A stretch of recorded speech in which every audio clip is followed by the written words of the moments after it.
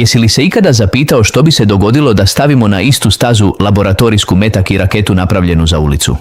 S jedne strane, MotoGP, prototip strojevi koji izgledaju kao svemirski brodovi, dizajnirani na računalu i građeni od materijala koji izgledaju kao da su uzeti iz misije na Mars. S druge strane, zvijeri iz World SBK, poput Ducati Panigale V4R, Yamaha R1, Kawasaki ZX-10RR ili BMW M1000RR, motocikli koje možeš vidjeti u salonu, dotaknuti i čak sanjati o tome da ih poneseš kući ako ti bankovni račun to dopušta. Na prvi pogled, na Instagram fotografiji ili na televiziji u baru izgledaju kao rođakinje. Obje imaju 2 kotača, 2 upravljača, agresivnu karoseriju i riču s motorima od 4 takta i 1000 kubičnih centimetara. No, jesu li doista usporedive? Odgovor je odlučno i apsolutno ne. I danas ću ti ne samo reći zašto, već ćemo razložiti svaki tehnički detalj, svaki vijak, svaki krilac i svaka linija koda vaše elektronike kako ih nikada više ne biste pomiješali. Pripremite se jer ćemo govoriti o motorima koji su dragulji inženjerstva, o krilima koja nisu za letenje i o tehnološkom i ekonomskom ponoru koji se mjeri u milijunima eura i u dijelovima sekunde po krugu. Ali prije nego što se revolucije podignu i izgubimo se na stazi, želim znati nešto. Kada pomisliš na čistinu brzine i vrhunsku tehnologiju, kada zatvoriš oči i zamisliš motor svojih snova, pada li ti na pamet MotoGP ili Superbikes? Vrlo je lako, samo to ostavite u komentarima jednom riječju. Prototip ili proizvodnja. Samo jedna riječ, tako vidimo na kojoj strani stoji publika. A ako te režanje ovih motora diže dlake na tijelu i želiš više videa poput ovog, pritisni gumb za pretplatu i aktiviraj zvono. Idemo. Započnimo s srcem stvari, doslovno, motorom. U MotoGP-u mi nalazimo se s pravim umjetničkim dijelima metalurgije i mehanike. Govorimo o motorima od 1000 kubičnih centimetara koji u svojoj trenutnoj konfiguraciji daleko nadmašuju 300 konjskih snaga. Da, dobro ste čuli. Više od 300 kS. I najluđe nije samo snaga, već cijeli paket. Sve to je instalirano na moto koji teži samo 157 kg u propisu. Omjer težine i snage je jednostavno ludo. Od tih brojki koje zvuče kao auto Formule 1, ali s 2 kotače. Materijali s kojima se proizvode ovi motori su s drugog planeta. Klipovi od forgiranog titana, povezne šipke od titana, blokovi od magnezija, ventili s posebnim premazima. Sve je dizajnirano za jedan jedini cilj, okretati se na više od 18.000 okretaja u minuti tijekom sprinta utrke, iako to znači da je njihov radni vijek samo nekoliko tisuća kilometara, možda 2 ili 3 vikenda velike nagrade. Sada prijeđimo preko ograde padoka i idemo na prvenstvo World SBK. Ovdje filozofija gradnje je radikalno suprotna. Osnova svega je serijski motor, isti onaj koji možeš pronaći na cestovnom motociklu. U BMW M1000RR ili Ducati Panigale V4R za natjecanje govorimo o motorima koji se kreću oko 220-240 konjskih snaga u njihovoj trkačoj specifikaciji, a minimalna zakonska težina iznosi najmanje 168 kg. Govorimo o gotovo 12 kg više nego kod MotoGP.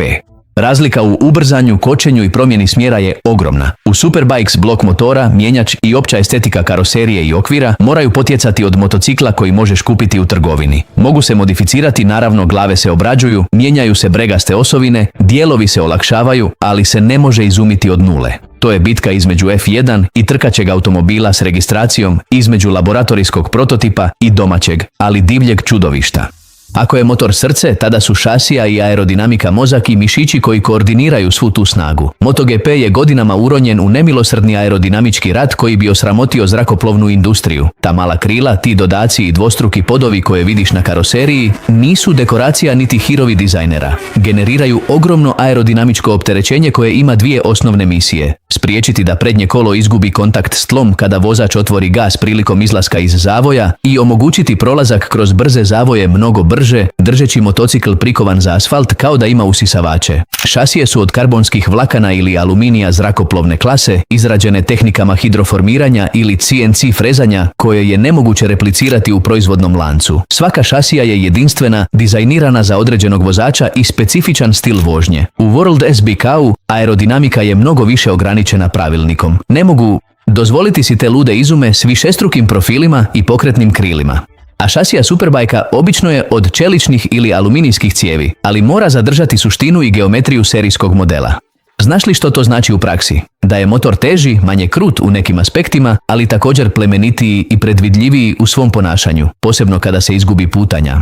Uistinu, vozači poput Topraka Razgatlioglu'a, koji je prešao u MotoGP, to potvrđuju iznova i iznova u intervjuima. Prilagodba je brutalna, jer je osjećaj na motoru potpuno drugačiji. On sam je govorio da se činilo kao da vozi motor s drugog planeta, da je sve preciznije, brže reagira, gotovo bez margine za grešku. A dolazi iz svijeta gdje je sve pobjedio u Superbikes, kao vozač koji pretječe iz ničega. Ovdje je mjesto gdje tehnologija definitivno postavlja granice. Moderna MotoGP je računalni sustav na kotačima, podatkovni centar na 2 pneumatika. Elektronika je toliko napredna da može upravljati proklizavanjem stražnjeg kotača, kontrolom vilijeja ili antivilijeja, motorom kočenja i čak raspodjelom kočenja između prednjeg i stražnjeg kotača na gotovo autonoman način, pomažući vozaču da ukroti tu zvijer od 300 km bez da se zabije pri svakom ubrzanju. Govoreći o kočnicama, u MotoGP se koriste karbonski diskovi. Funkcioniraju na izuzetno visokim temperaturama iznad 700 stupnjeva i sposobni su zaustaviti motocikl od 157 kg s 350 km/h na nevjerojatno kratkim udaljenostima. Njihova moć kočenja je brutalna, ali zahtijevaju da budu unutar savršene temperaturne zone da bi funkcionirali. U World SBK kočnice su čelične, baš kao i one u bilo kojem automobilu ili motociklu visokih performansi. Jeftinije su, trajnije, nude bolji osjećaj.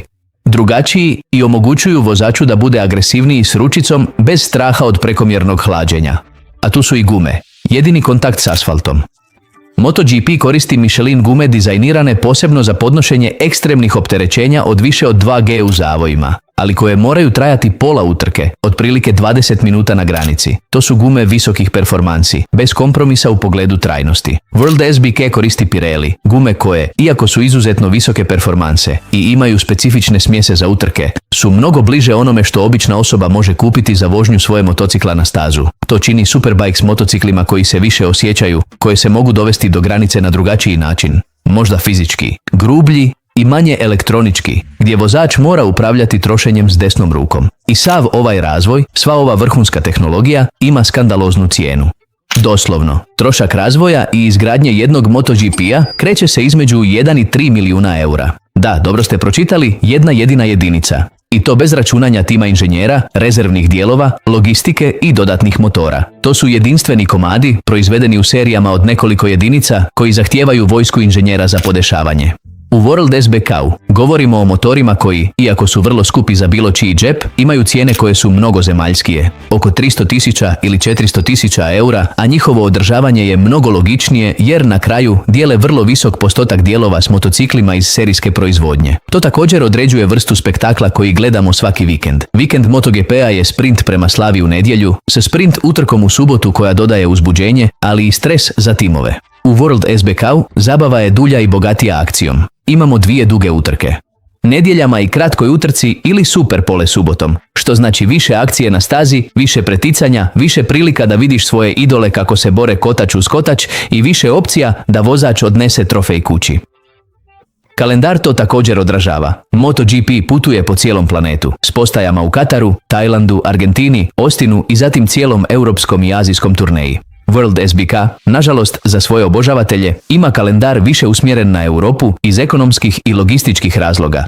Iako vozači poput Alexa Lowesa tvrde da je kvaliteta spektakla koji nude na istoj razini, ako ne i iznad, u smislu čiste uzbuđenja.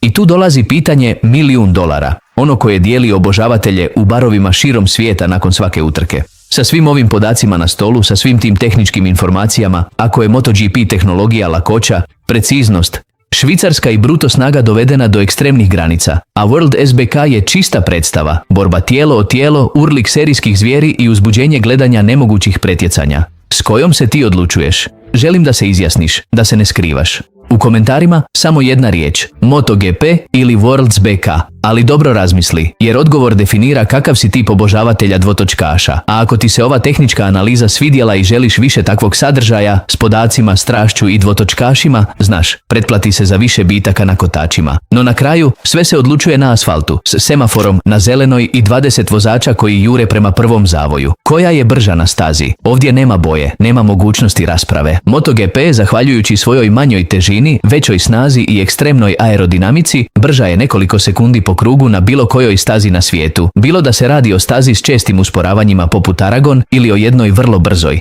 kao Phillip Island ili Mugello. To je pura logika, primijenjena fizika. Međutim, to što je brža ne znači da je bolja predstava. U stvari, mnogi obožavatelji i stručnjaci tvrde da Superbikes, budući da su teži, imaju manje elektroničke pomoći i manje aerodinamike, omogućuju agresivnije vožnje, više kontroliranih zanošenja, više borbi kotač uz kotač i više pretjecanja na rubu nemogućeg.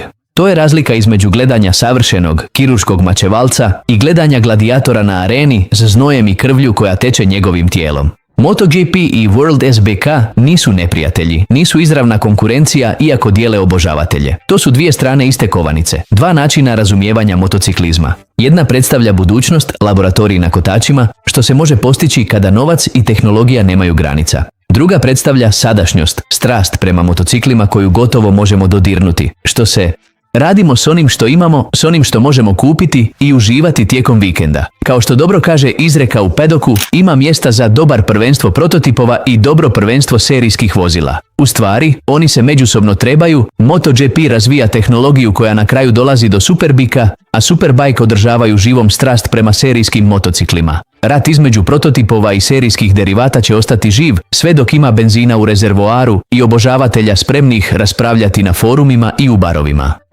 Sada mi reci, nakon svega ovoga, nakon što si saznao najbolje čuvane tajne oba prvenstva, još uvijek misliš da su to isto? Čitam te u komentarima. Vidimo se u sljedećem zavoju, s koljenom na asfaltu i gasom do daske.